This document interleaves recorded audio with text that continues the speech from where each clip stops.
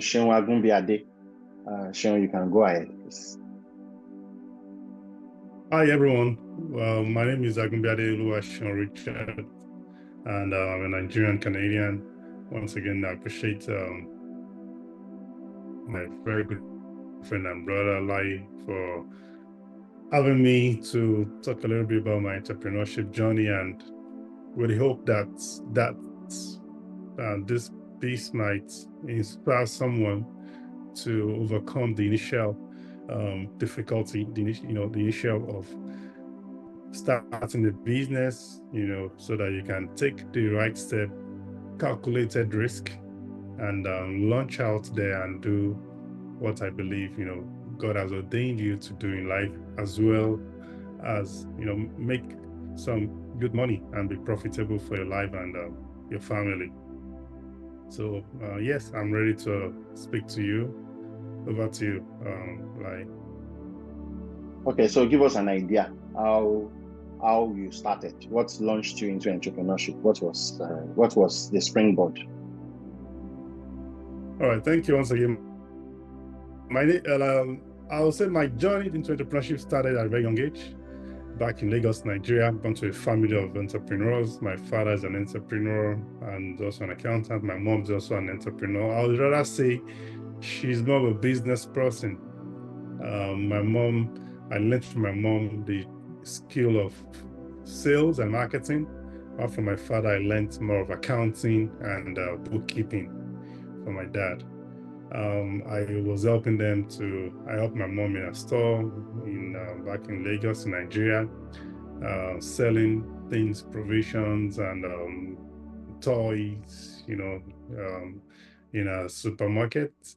While my father, I helped him in the accounting and bookkeeping assignments of that role. Eventually, I ended up being just an accountant myself for ICANN.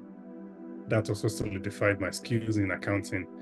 But the journey into entrepreneurship started while I was I would say the very first thing was, as a small kid, I used to think about how we used to play around in the yard, and then I'll think about how we can create an award, like a prize, to give the winners. So I created a couple of things there with some materials that were no longer useful at home, and I would sell them to my very playmates back in the days, and made some one naira, 2 naira. You use it to buy candy. Fast forward in secondary school, I was a prefect in the FGC line where I met Layi as well. And then, as a prefect, you had excess amount of money, kind of, because you had some school sons and school daughters. So I would also get the money loaned out to my friends and my classmates who wouldn't have enough at the time, and they needed to just use something to, stopgap. I would also get some interest from that, and then also just kind of create some funds and create some other value. But then straight into the university was when I really started the very first business that I registered, which was more into tourism, doing a study tour from University of Lagos to Ghana. I would say that business failed woefully, but it taught me a very key lesson. It failed because I had a co-partner, a co-founder who was not ready to sacrifice any of his resources or any abilities, nothing into it. He had his own skills, but in terms of doing what was needed as a very, small startup, it never did anything and it failed. And I learned a very big lesson that I'd rather go on my own solo than or partner with someone who's not ready to sacrifice his time, his resources, and his intellectual intelligence into what we're going to work on. Then fast forward, after working, graduated from the University of Lagos. Then I started working. I got my very first breakthrough job with ASA Computers. That role really grounded me into the street knowledge of an entrepreneur and how to survive in Nigeria, particularly in the Lagos climate. Selling computers, I had to deal with people in the computer village, and had to go around the streets there selling computers, doing marketing, the sales, data analysis, and everything he had to do from, start to go to the end, because my role then was to ensure that the business is getting a new fresh blood, revitalized, and then to ensure that our business was profitable and also help us to gain the market share. God helped us. We were able to move from like number 12 to number 5. And then by the time where I was leaving, I would say ASA was number 3 in the country in terms of ranking according to IDC. But the lessons I learned from ASA really strengthened me and gave me the impetus and the confidence that I can do anything I set myself to achieve. Because as a multinational, they give us the resources, the tools, and then the trainings that we needed to excel. Later on, I moved to Dubai fully, and I also continued my entrepreneurship role while working as an executive with Kaspersky Antivirus. I also had my own side business, which was still generating me very good fund. I also started that as well while I was in ASA Computer in Nigeria, and then shuffling Nigeria and Dubai. I would say one of the things I've learned is, number one, you need to identify the need of the people. There's a difference between being an entrepreneur and being a business person. And just in a very simple word, an entrepreneur is someone who is looking for a need, a problem to solve by creating solutions or products, services or products that address that particular need. At the initial stage, you might not make money as an entrepreneur, but then that's where you need the business person, the business personality, to be infused into your entrepreneurship spirit. Because as a business, you are looking out for having a business model, a model that makes enough money to cover your costs and leaves some portion for you as profits. And I believe that's where we're going to focus on for this discussion, because understand the climate where we are right now in Nigeria and all over the world. The economic conditions, having to rely on one paid employment seems to be very insufficient, grossly inadequate for most families. Myself, even now based in Canada right now, I have a job I'm doing, lecturing the university, but my businesses are still going on very smoothly, and I'm putting a lot of effort into that. So how do we get that done, and how do we have a structure that get that done? Number one, I'll say look for what people are willing to pay for. That's the very first thing. What are they willing to pay for? What are the needs of the people? And that's where the entrepreneurship journey starts, and that's where your passion now, starts, begin to key into the problems.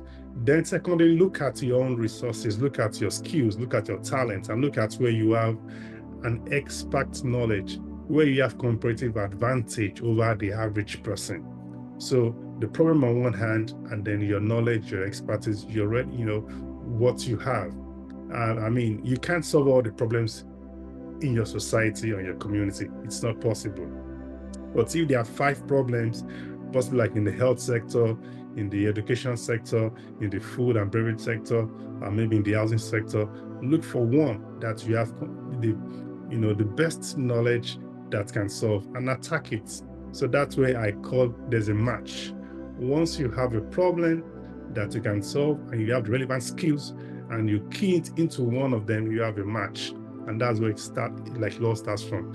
The next thing you want to go after that immediately is build capacity, build your knowledge base, build knowledge, and today to have a degree in anything, it's so easy. You can learn on Coursera, you can learn on Udemy. There are many ways to learn. Even with your YouTube and ChatGPT, you can learn a bunch than a PhD holder in any field. Trust me, you just need to sacrifice that time, put in a lot of effort there. And within, I can tell you, if you dedicate 2-4 hours into this every day, by the end of 1 month, you'll be almost a master degree holder in that particular area that you want to solve the problem. So just go ahead on, And I'll tell you my story. When I moved to Canada, I didn't plan I was going to be doing anything on deliveries. And I mean, it never crossed my mind I'll be doing anything on deliveries. But when I saw that this was a problem in the society where there was no last mile delivery, delivering packages and groceries and stuff to the homes of newcomers. I remember when you relocate to a new country or to a new environment, you are going to buy more than 100 household items all over again, from your mattress, your groceries, your electronics, everything, to your cutlery. So that's a problem. And people need some things to be done and delivered to them as soon as possible, like today. So, but I find myself and my family in a place where that last mile delivery wasn't just there. And then I thought to myself, what are the skills and the competencies I have? Number one, I can drive. I love driving. Number two, I have a car. And number three, I have a passion to just make an impact in my community. And I just wrote on those things. And then the need was people who were willing and able to pay for that service. The other thing I now needed to now do was to find a way where my business model would solve that problem and to solve it sustainably. And for me, it was just a winner. We launched in December. We restarted the business in December. First of all, talking about education, I felt as an immigrant entrepreneur, I wanted to also learn how entrepreneurs in Canada survive. So I registered for my PhD at the University of New Brunswick, to study entrepreneurship and how immigrants support the ecosystem here. So that gave me some in-depth knowledge. And then I also thought about, if I'm studying this on the PhD level, it also makes sense for me to also just have that empirical experience. So that's what drove me as well to register the business, to now put a business framework around it. And with the business framework, you open yourself to access from the government, from people, from networks, and then, you can then legally, run your business. That's another thing that, that we need to, to talk about here, because until you legally register your business, you will still be operating at a minimal level. You are not doing a legitimate business. So when you register your business, you are opening yourself to all the channels of support that the government can give you, as well as God can give and bless your business. So that's one of the things I did. The admission letter for my PhD came December. The same month, actually the next day, the business was registered. We got the letter. So we started. As God will do everything, because the God factor is very key. COVID started in, the end of the month. And then by January 2020, everything, started becoming so bad and terrible for the entire world. By February, there was a lockdown that was declared after COVID was declared a pandemic. And we all know what happened. Everybody had to stay home, but people still needed all manner of things, groceries. And that's where our journey began. So because of my passion to just make an impact, I don't want to just come to Canada and just be someone that will be, just spending time away without making a considerable impact on my community. So we offered to do free deliveries to the community where I found myself. We didn't know, I wasn't expecting any accolade. We just did that as, out of free will to help people who were basically in need. Of course, many people paid for the services, but more people who couldn't afford, like international students that were stranded in the universities, and then the newcomers who didn't have money as well, but needed all these food items. We just give them at very discounted prices, like 50% of the price. We didn't make money as such, but two things that, number one was the impact was felt around the community. And then the next thing was when Amazon was located to our community, and then they had a subcontractor agreement with some businesses, and our business door to door became the very first that was licensed in city. That escalated our business operations from a team of myself. I had another person, began delivering from one person, from let's say 5 deliveries a day.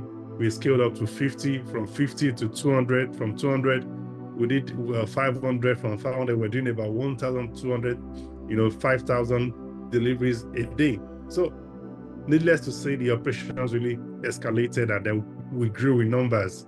Of course, revenue stream was there. We made some considerable amount of money, also reducing our costs. And that's how the journey began. On the other side of impact, because we were doing this for people free of charge, the people recognized the contribution and the sacrifice that our team had also done, and several awards, several nominations just came. Never in my, in my own mindset, in my thinking, did I ever know something like this was going to come up. And those awards were coming, nominations were coming, people were appreciating it. Also, remember that during COVID, almost all the companies were laying off their workers. But here was I in the company, we were actually recruiting more people. So that even gave more impetus and more credibility to what we were doing, because we were actually recruiting more people. So from myself to, we ended up recruiting about 50 people, joining our team, and from various parts of the world, So we're diverse team, people from various parts of the world, from Cameroon, from Ghana, from the Middle East, I mean, people from all over the world, even Europeans, people from the UK, people from the US, Jews, we had lots of people. We had a diverse team of about 13 different countries. So that also gives some impetus, because Canada, as it is, wants to be multicultural and embraces that multi-ethnicity. So that's how our journey began. And then by God's grace, today, we thank God for where we are. We're moving more into the delivering things that are more sustainable, economic, environmentally friendly, and also ensuring that the business model still works for us to still operate as a business and profitable for our entity. So that's my journey in a nutshell. I hope this might have inspired somebody. Yes, thank you. Thank you very much for sharing unselfishly, how you scaled a business from a team of 3 to a team of over 50 within just a few months. Of course, the God factor was there because there was a global lockdown. It's still a God factor, whether we like it or not. So thank you very much. Can I give you 30 seconds more just to give us your final word to someone who is still thinking about starting something? Yeah, thank you very much. So once again, 2 things in life would always happen. Number one, there would always be a problem, right? 4 years ago, it was the pandemic. Right now is a global economic crisis all over the world. My wife just walked to me right now, talking about the escalating prices of groceries. In Nigeria, it's crazy. I understand and I know this. I speak to people every day. So in the midst of the problem, always think about a solution. In the midst of every economic crisis, every political crisis, anything, there are 2 sets of people. The people who are talking about the problem and the people who are doing something about the problem. So that's the very first thing. Think about, be on the side of the people who are doing something about the problem. So that's the very first thing. Number 2 is I can never overestimate and overemphasize the power of building capacity. You need to build capacity. You need to build capacity. Maybe before then, I would say know yourself. That know yourself simply means knowing your strengths, knowing your abilities, right? As much as I'm talking right now, I'm focused on entrepreneurship. If you call me to do anything on medicine, I'm just going to be lost. Not my interest, right? So you find me doing anything on medicine, probably just advising on the scale of being an entrepreneur. But medical sciences, corporations, that's not my thing. So know yourself. When you know yourself, you can maximize the potential God has given you. Those gifts that God has given you would be used to the maximum. And then next thing, like I said, build capacity. Immediately know yourself. Remember that your potential is still a potential. It's still a raw talent. Start building your capacity so that you transform those talents to skills. And then from skill sets, make it a treasure such that people are willing to pay for. That's where you create value for yourself. And then it never stops. Continue to build yourself. There's no ending to building capacity, because that would what will make you stand out. Then number 4 is make sure you have a tribe of people who build you, not people who break you. Surround yourself with positive people who believe in you, people who share your vision. Surround yourself with people who are going to inspire you the more. People who talk positive, people who see solutions. And then number 5, I would never end with, without saying this: pray. As a Christian, you can never miss it praying. Prayer will give you direction. Prayer will give you strength when the chips are down. Prayer would help you get closer to God. And when you get closer to God, God would reveal many things to you. Jeremiah 33:3 says, "Call upon me, and I will answer you and show you great and mighty things which thou knowest not." You need to know many things. I never knew there's going to be a global pandemic. But at the place of prayer, God said, go and do delivery. I mean, I was a manager, executive, maybe mid-level manager in Dubai. So it was so crazy for me to be doing delivery. So some of my friends thought I was crazy because I was jobless. But at the place of prayer, God would show you some certain things that are crazy, that would be so difficult for you to handle. But when you obey, it to become, like you just won a jackpot. So those 5 keys are the things that have helped me, are the core foundations, and that you build on. Once you have that set, you're guaranteed to be a success. Thank you very much. Thank you for your time. Thank you for sharing unselfishly. Thank you. We did not pay you to share this. Thank you. God bless you. You're welcome. Thank you very much, Layi.